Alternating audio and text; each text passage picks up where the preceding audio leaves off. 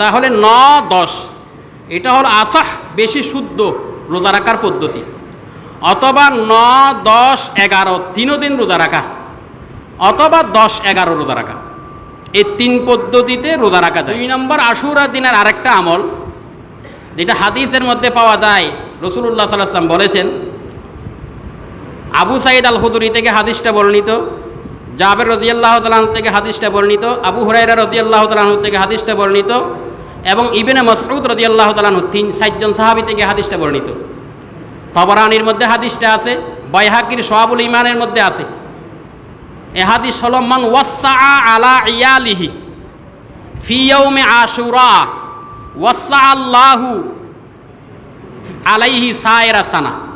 যে ব্যক্তি আশুরার দিন নিজের পরিবারের জন্য ভালো খাবারের ব্যবস্থা করবে, আল্লাহ পাক তাকে পুরো বছর ভালোভাবে চলার ব্যবস্থা করে দিবেন। সুবহানাল্লাহ। পৃথিবীর মধ্যে বাতিলরা যেভাবে মুসলমানের উপর চড়াও হয়েছে, যেইভাবে তুমি জশ্নে জুলুসের নামে 20 লক্ষ মানুষের জমায়েত করো, তাজিয়া মিছিলের নামে লক্ষ লক্ষ মানুষেরকে রাস্তায় নামাও, এইভাবে যদি আজকে কুফরি শক্তি আর তাগুতের বিরুদ্ধে যদি মাঠে নামতে পারতাস, আজকে সারা পৃথিবীর মধ্যে এই জালেম আর তাগুতেরা মুসলমানের দিকে চোখ রাঙ্গাইয়া তাকাতে পারতো না। মূলত হযরতে হুসাইন রাদিয়াল্লাহু তাআলা কেন শহীদ হয়েছিলেন?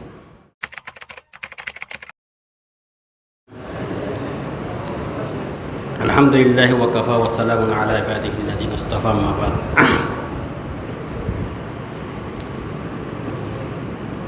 আজকে মুহররম এবং মুহররম মাসের 10 তারিখ, তার তাৎপর্য, ফজিলত সম্পর্কে শিক্ষা সেমিনার অনুষ্ঠিত হয়েছে। যারা চেষ্টা করেছেন তারা বক্তব্য রেখেছেন, বাকিরাও চেষ্টা করলে অবশ্যই পারতে, তবে চেষ্টা করা দরকার। মুহররম মাস এটা আরবি বছরের প্রথম মাস। এই মাসকে শাহরুল্লাহ বলা হয়। এই মাসের 10 তারিখ,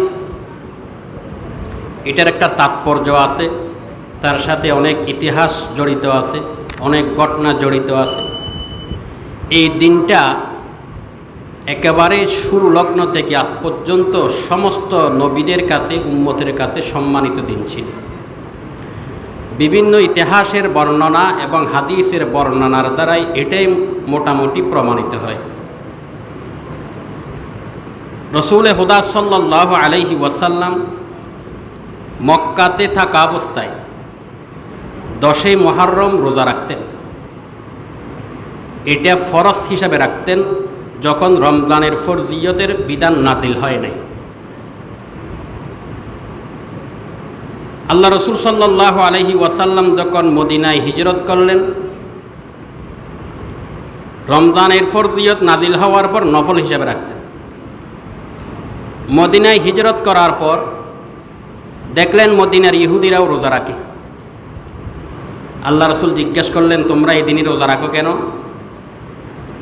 তোরা বলল, এই দিনে আল্লাহ পাক আমাদের নবী মূসা আলাইহিস সালাতু ওয়াস সালামকে ফেরাউনের জুলুম, নির্যাতন এবং গোলামের জীবন থেকে মুক্তি দিয়েছিলেন, আর ফেরাউন আর তার কওমকে ডুবিয়ে মেরে ধ্বংস করেছিলেন। তার শুকরিয়াতান মূসা আলাইহিস সালাম রোজা রাখছিলেন, তার অনুসরণে আমরা এই দিনে রোজা রাখি। রাসূলুল্লাহ সাল্লাল্লাহু আলাইহি সাল্লাম এই কথা শোনার পর আল্লাহ রসুল বলেন, আনা হাক্কু বি মূসা। মূসা আল্লাহর পয়গাম্বর, সমস্ত নবীরা পরস্পরে ভাইয়ের মতো। তো কোনো নবীর উপর আল্লাহর নিয়ামত, এটা আরেক নবীর জন্য নিয়ামত। আল্লাহ রসুল বলেন, যদি মূসা আলাইহিস সালামের উপরে নিয়ামতের কারণে শুকরিয়াতান রোজা রেখে থাকে, এটা আমারও নিয়ামত, আমিও শুকরিয়াতান রোজা রাখব। সাহাবায়ে কেরামকে আমারা বিসিয়ামিহি, আল্লাহ রসুল সাহাবায়ে কেরামকে রোজা রাখার নির্দেশ প্রদান করলেন। রাসূলুল্লাহ সাল্লাল্লাহু আলাইহি ওয়াসাল্লাম কে সাহাবায়ে কেরাম আসিয়া বললেন, ইয়া রাসূলুল্লাহ, এই 10 মুহররমকে ইহুদিরা খুব সম্মান করে, ওরা ঈদের মতো সম্মানী দিন বলে মনে করে। তা আল্লাহ রসুল সাল্লাল্লাহু আলাইহি ওয়াসাল্লাম এই কথা শোনার পরে বললেন, আমি যদি আগামী বছর বেঁচে থাকি তাহলে ইহুদিদের মহালফতের জন্য 9 তারিখ মিলাইয়া রোজা রাখব। 9 তারিখ মিলাইয়া রোজা রাখব। কথাগুলো খেয়াল করবেন। 9 তারিখ মিলাইয়া রোজা রাখব। এটা আল্লাহ রসুলের আকাঙ্ক্ষা, রাখার সুযোগ হয় নাই। এটা এক হাদিস, এক বর্ণনা, এটাও মুসলিমের বর্ণনা। আরেকটা হাদিস, রসুল্লাহ সাল্লাল্লাহু আলাইহি ওয়াসাল্লাম বললেন, সুমু ইয়ৌমে আশুরা ওয়াহালিফুল ইয়াহুদা ফাসুমু কবলাহু ইয়ৌমান আও বাদা। এখানে বলা হয়েছে কি, তোমরা আশুরার দিন রোজা রাখবা, আবার ইহুদিদের মহালফতি করবা। ইহুদিদের মহালফতি করতে যাইয়া সুমু কবলাহু ইয়ৌমান আও বাদা, তার আগে অথবা পরে একটা দিন বাড়াইয়া রোজা রাখবা। এই আউ বাদাহু, এই বর্ণনাটা বিশুদ্ধ সনদে বর্ণিত। ইবনে রজব হাম্বলি রহিমাহুল্লাহ, যিনি বুখারীর সরা লেগেছেন ফথুল বারি, যদি এটা মোকাম্মল হয় নাই, কিতাবুল জানাইজ পর্যন্ত গিয়েছিলেন, উনি দুনিয়ার থেকে চলে গেছেন। পরবর্তীতে যিনি ফথুল বারি লিখছেন ইবনে হাজর আসকালানি, ওনার আগে। উনি বলেন এখানে আউটা হয়তো তাখিরের জন্য এক ব্যাখ্যা, আর এক ব্যাখ্যা হলো আউ শক্কে রাবির কারণে, অর্থাৎ রাবিয়ে ওনার সন্দেহ হয়েছিল আল্লাহ রসুল কি আগে একটা রাখতে বলেছেন না পরে একটা রাখতে বলেছেন। তবে ইবনে রজব আল হাম্বলি উনি আরও 3টা রাওয়ায়াত আনিয়ে প্রমাণ দিয়েছেন এখানে আউ নয়, বরং আউয়ের জায়গায় ওয়াও হবে, মানে সুমু কবলাহু ওয়াবাদাহু। তাহলে আউ যদি শক্কে রাবি হিসেবে হয়, রাবির সন্দেহের কারণে কথাটা বলছেন, তাহলে 11 তারিখ আল্লাহ রসুলের রোজা রাখার আকাঙ্ক্ষাও ছিল না, রাখতেও বলেন নাই। সেই হিসাবে আইনে সুন্নত হবে 9 তারিখ আর 10 তারিখ রোজা রাখা। আর যদি আও তাখিরের জন্য ধরা হয় তখন সুযোগ আছে 9 তারিখ আর 11 তারিখ যে কোনো একটা দিন রোজা রাখার। তবে ইবনে রজব আল হাম্বলি উনি আরও 3টা প্রমাণ আনছেন, এখানে ও হবে না, বরং আউ হবে না, ও হবে। যদি ও দ্বারা হয় তাহলে আল্লাহর নবীর নির্দেশ হলো মহালফতের জন্য 9, 10, 11 3টা রোজা রাখা, আগেও একটা রাখবা, পরেও একটা রাখবা। তাহলে রোজা রাখার ব্যাপারে আমরা এতটুকুন মোটামুটি ধারণা পেতে পারি, ইয়ৌম আশুরার দিন রোজা রাখা এটা নফল, আবার গুরুত্বপূর্ণ নফল। ইবনে আব্বাস রাদিয়াল্লাহু তাআলা আনহুর হাদিসের মধ্যে আছে, উনি বলেছেন আল্লাহ রসুল সাল্লাল্লাহু আলাইহি ওয়াসাল্লাম রমজানের রোজা আর ইয়ৌম আশুরার রোজার মতো গুরুত্ব আর কোনো রোজার ব্যাপারে দিতেন না। সেই হিসাবে রমজানের পরে সবচাইতে গুরুত্বপূর্ণ রোজা হলো মুহররমের 10 তারিখের রোজা। তবে একটা এখানে বিষয় জড়িয়ে গেছে, সেটা হলো মহালফতে ইহুদিদের মহালফত। কারণ ইহুদিরা চলে বলে কৌশলে মুসলমানকে বিভ্রান্ত করার বিভিন্ন কলা কৌশল তারা গ্রহণ করে। এই জন্য আল্লাহ রসুল সাল্লাল্লাহু আলাইহি ওয়াসাল্লাম চাইতেন সবসময় ইহুদিদের মহালফত করার জন্য। এই মহালফতের জন্য আল্লাহ রসুল 9 তারিখ রোজা রাখার আকাঙ্ক্ষা পেশ করেছিলেন। 9 তারিখ রোজা রাখবে। আবার আউ এই রেওয়ায়েতের দ্বারাও 9 তারিখটা বিশুদ্ধ প্রমাণ হয়। তাহলে 9, 10 এটা হলো আসাহ, বেশি শুদ্ধ রোজা রাখার পদ্ধতি। অথবা 9, 10, 11 3 দিন রোজা রাখা, অথবা 10, 11 রোজা রাখা, এই 3 পদ্ধতিতে রোজা রাখা যায়। একটা রাখলেও হবে, তবে মাকরু থেকে মুক্ত নয়। ফতোয়ায়ে শামির মধ্যে এটাকে মাকরুহে তানজিহ হিসেবে আখ্যায়িত করা হয়েছে, যে একদিন রোজা রাখা, কারণ ইহুদিদের সাথে সামঞ্জস্য হয়ে যায়। এটা হলো আরাফা আশুরার দিনের সবচাইতে গুরুত্বপূর্ণ আমল। এই দিন সম্পর্কে অনেক ইতিহাসের বর্ণনা পাওয়া যায়, তবে সব বর্ণনা শুদ্ধ না, কুল্লুহা মওজুআ। যে আদম আলাইহিস সালামের তওবা কবুল হয়েছিল, দাউদ আলাইহিস সালামের তওবা কবুল হয়েছিল এই দিনে, হযরতে ইউনূস আলাইহিস সালামকে মাছের পেট থেকে মুক্তি দিয়েছিলেন, এরকম আইয়ুব আলাইহিস সালামকে রোগ থেকে মুক্তি দিয়েছিলেন, এই ধরনের আরও অনেক বর্ণনা যেগুলো পাওয়া যায় এগুলো সম্পূর্ণ বানানো বর্ণনা, ঐতিহাসিক বর্ণনা। এটার সাথে হাদিসের সাথে কোনো সম্পর্ক নেই। শুধু বিশুদ্ধ সনদে এতটুকুন বর্ণিত আছে, মূসা আলাইহিস সালামকে আল্লাহ পাক ফেরাউনের গোলামি এবং নির্যাতন থেকে মূসা আলাইহিস সালাম আর বনী ইসরাইলকে মুক্তি দিয়েছিলেন, ফেরাউন আর তার কওমকে ধ্বংস করেছিলেন এই দিনই। এটা হলো আশুরার দিনের গুরুত্বপূর্ণ আমল। 2 নম্বর, আশুরার দিনের আরেকটা আমল যেটা হাদিসের মধ্যে পাওয়া যায়, রাসূলুল্লাহ সাল্লাল্লাহু আলাইহি ওয়াসাল্লাম বলেছেন, আবু সাঈদ আল খুদরি থেকে হাদিসটা বর্ণিত, জাবের রাদিয়াল্লাহু তাআলা আনহু থেকে হাদিসটা বর্ণিত, আবু হুরায়রা রাদিয়াল্লাহু তাআলা আনহু থেকে হাদিসটা বর্ণিত এবং ইবনে মাসউদ রাদিয়াল্লাহু তাআলা আনহু 4 জন সাহাবী থেকে হাদিসটা বর্ণিত। তাবরানীর মধ্যে হাদিসটা আছে, বাইহাকির শুআবুল ঈমানের মধ্যে আছে।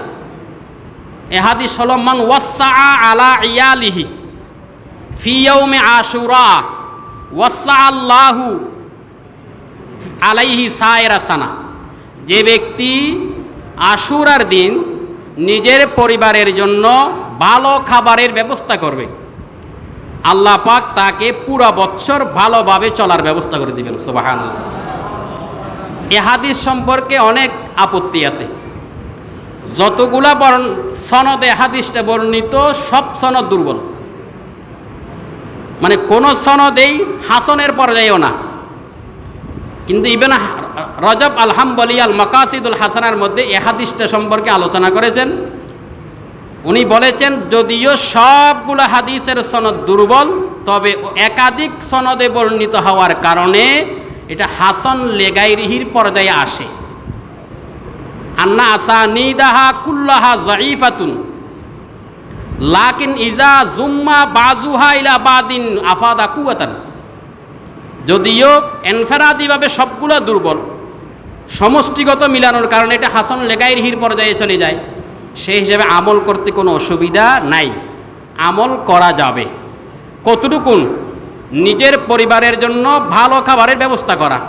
তার মানে আমাদের দেশে যেটা প্রচলন আছে, 70 দানা দিয়া খানা রান্না করতে হবে, বিরিয়ানি পাকাইতে হবে, পোলাও করতে হবে, অমুক করতে হবে, হালুয়া রুটি করতে হবে, এই ধরনের কথা কোরআন হাদিসের সাথে তার কোনো সম্পর্ক নেই। স্বাভাবিকভাবে আপনি যে খাবারের ব্যবস্থা করেন, ওই দিন একটু ভালো খাবার করবেন আপনার সামর্থ্য অনুযায়ী। আল্লাহ পাক হয়তো এটার বরকতে আপনাকে সারা বছর ভালোভাবে চলার ব্যবস্থা করে দিবে। এতটুকুন পর্যন্ত ইয়াউম আশুরা সম্পর্কে আমাদের কোরআন হাদিসের আলোকে আমলের জন্য জানা যায়, মানা যায়। এর বাহিরে যতগুলা কথা আমরা শুনি বা সমাজের মধ্যে প্রচলিত আছে, এগুলোর সাথে ইয়াউম আশুরার কোনো সম্পর্ক নেই। সাহাবা ইকরামকে গালিগালাজ করা যাবে না। এই শিয়ারা সাহাবা ইকরামকে মানে না, বিশেষ করে আবু বকর ওমরকে মানে না, হযরত আয়েশাকে মানে না। এরা আবার আহলে বাইতের মুহাব্বতের দাবিদার হয়ে ইমানদার হতে চায়। মূলত হযরত হুসাইন রাদিয়াল্লাহু তাআলা কেন শহীদ হয়েছিলেন? হযরত হুসাইন রাদিয়াল্লাহু তাআলা শহীদ হয়েছিলেন যারা হুসাইনের বেশি মহব্বতের দাবিদার, শিয়ানে আলী, এদের বিশ্বাসঘাতকতার কারণে হুসাইনকে জীবন দিতে হয়েছে।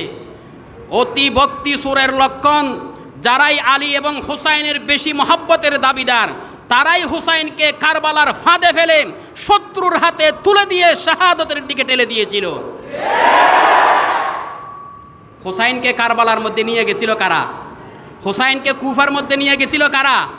হুসাইন তো মদিনাতে ছিলেন, হুসাইন তো মক্কাতে ছিলেন। 1000-এর উপরে সিটি দিয়া প্রতারণার শিকার খরাইয়া হুসাইনকে কেন তুমি কারবালায় নিয়ে গেলা? তারা হুসাইনকে কারবালায় নিয়ে গেছেন, হুসাইনকে শত্রুর হাতে উঠাইয়া দিয়া সবাই গায়েব হয়ে গেছেন। বিশ্বাসঘাতকতার কারণে আজকে হুসাইন কারবালার মাটিতে শহীদ হতে হয়েছে। এটা সম্পূর্ণ শিয়াদের বিশ্বাসঘাতকতা। কিন্তু এরাও যেটা জানে, এদের বিশ্বাসঘাতকতার কারণে হুসাইন শহীদ হয়েছিল, সেই বিশ্বাসঘাতকতার ক্ষতিপূরণের জন্য তারা এখন হাই হুসাইনের হাই আলীর জিকির করে। এরাও জানে আমাদের বিশ্বাসঘাতকতার কারণে হুসাইন শহীদ হয়েছে, সেজন্য সেই ক্ষতিপূরণ দিতে চায়। সারা জীবন হাই হুসাইন বলে শরীরের মধ্যে ছুরি দিয়া রক্তাক্ত করে হুসাইনের মহব্বত দেখাতে চায়। তুমি যতই ছুরি মারিয়া রক্তাক্ত করে হুসাইনের মহব্বত দেখাতে যাও না, যেই বিশ্বাসঘাতকতা করেছো, কিয়ামত পর্যন্ত তোমাদেরকে আল্লাহ ক্ষমা করবে না। এই জন্য আমরা আহলে বাইতেরও মহব্বতের দাবিদার, আমরা সাহাবা একরামেরও মহব্বতের দাবিদার। যেটা আহলুস সুন্নতি ওয়াল জামাতের বিশুদ্ধ আকীদা, কোনো সাহাবা একরামকে সমালোচনার পাত্র বানানো যাবে না। দুনিয়ার মধ্যে যতগুলা বাতিল ফেরকা আবিষ্কার হয়েছে, সমস্ত বাতিল ফেরকাদের টার্গেট ছিল সাহাবা একরামকে সমালোচনা করা। যারাই সাহাবা একরামের সমালোচনা করে, এই সাহাবা একরামের সমালোচনার মাধ্যমে এই উম্মতে মুহাম্মদের মধ্যে 72 ফেরকার জন্ম হয়েছে। আর একমাত্র ফেরকায়ে নাজি যারা সঠিক উপরে রয়েছে, এরা হলো কারা? আহলুস সুন্নতি ওয়াল জামা। আল্লাহ রাসূল যেটা বলেছিলেন, আনা ওয়া আলাইহি ওয়া আলা আসহাবি, আমি আবার আমার সাহাবা একরামের নীতির উপর যারা থাকবে তারাই হলো কেবলমাত্র নাজি, জান্নাতি। সেজন্য আমরা বাড়াবাড়িতেও যাব না, সারাসারিতেও যাব না।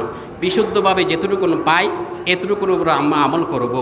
এই আশুরার দিন তাৎপর্যপূর্ণ দিন, ফজিলতপূর্ণ দিন, হাদিস কোরআনে যতটুকুন পেয়েছি অতটুকুন আমরা আমল করব। এর বাহিরে যাওয়ার কোনো দরকার নাই। অতিরিক্ত আমাদের সমাজের মধ্যে যতগুলো বেদাআত রুসুমাত আছে সবগুলো কিন্তু শিয়াদের থেকে আমদানি করা। এই শিয়াদের থেকে আমাদের কাছে আমদানি হয়েছে, আর আমরা সেগুলা করে করে পেট পালতেছি।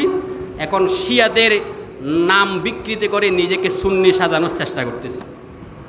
আসলে এরা শিয়া। আমাদের দেশের মধ্যে যেগুলা এই মুহররমের আশুরা নিয়া যেগুলো লাফালাফি আর ফালাফালি করবে, এরা কিন্তু এদের অধিকাংশই হযরত আমির মুয়াবিয়াকে কাফের বলে। তা আমির মুয়াবিয়াকে কাফের কারা বলে? সর্বপ্রথম আমির মুয়াবিয়াকে কাফের শিয়ারা বলেছে। তো ওরাই তো শিয়াদের অনুসারী।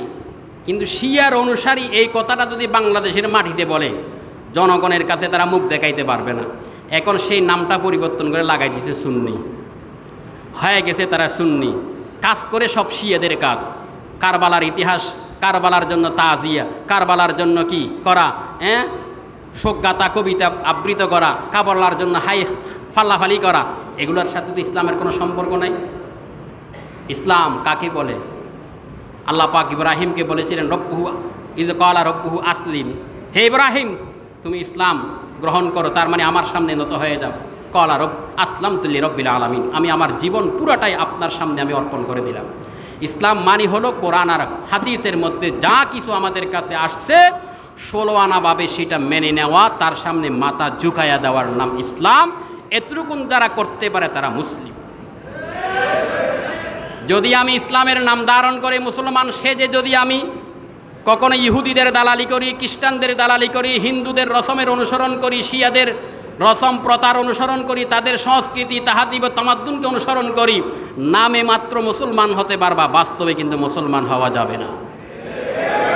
বাস্তবে মুসলমান হতে হলে সাহাবায়ে কেরাম যেইভাবে আল্লাহ রসুলকে মেনেছিলেন, কোরআনকে মেনেছিলেন, আমাকেও আপনাকেও সেইভাবে কোরআন আর সুন্নাহকে মেনে বাস্তব মুসলমান হতে।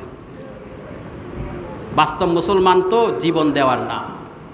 তোমরা আজকে হোসাইনের জন্য, হোসাইন শহীদ হয়ে গেছে, উনি তো জান্নাতের মালিক হয়ে গেছেন, উনি তো জীবন দিয়েছেন। আমাদেরকে তো বাতিলের বিরুদ্ধে লড়াই করে জীবন দেওয়া শিক্ষা দিয়ে গেছেন। সেই শিক্ষাটা গ্রহণ না করে তোমাদেরকে কে বলেছে রাস্তায় ফালাফালি আর নাচানাচি করতে?